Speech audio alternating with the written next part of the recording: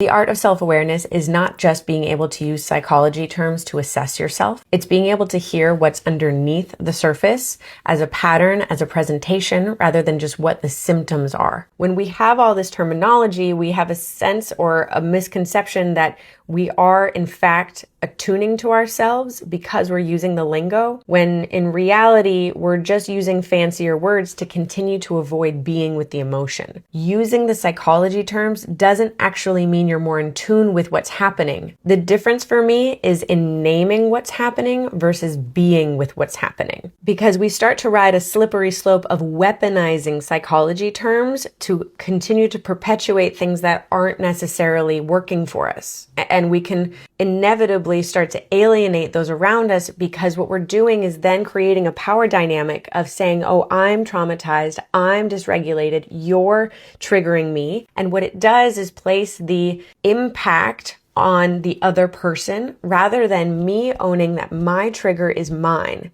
The light switch in my house is inside, not outside. And when we begin to take responsibility for our own experiences, our own triggers, that for me is the cue when we are using the psychology terms not to just alienate or keep ourselves separate, but to actually get curious about what's happening in our body. Being able to identify your whole self, your whole pattern, and sit with the entirety of you, for me, is an indicator of a more complete sense of self-awareness, rather than just picking and choosing the parts that we can use to perpetuate the system we've already got going.